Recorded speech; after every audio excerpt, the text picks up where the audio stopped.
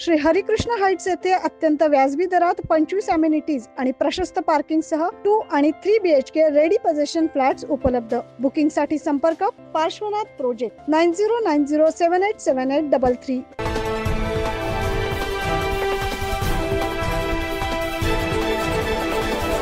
शुक्रवारी 12 जानेवारी रोजी पंतप्रधान नरेंद्र मोदी हे नाशिक दौऱ्यावर आले।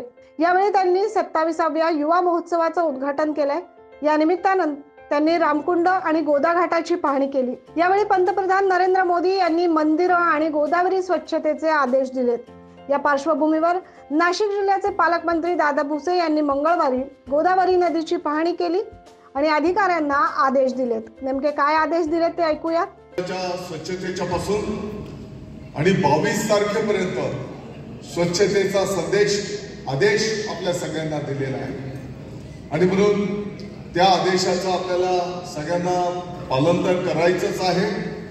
परंतु आपण नाशिकमध्ये जेव्हा हा महायुतीचा मेळावा करतो आहोत तर मला वाटतं की आपण या कार्यक्रमाच्या निमित्ताने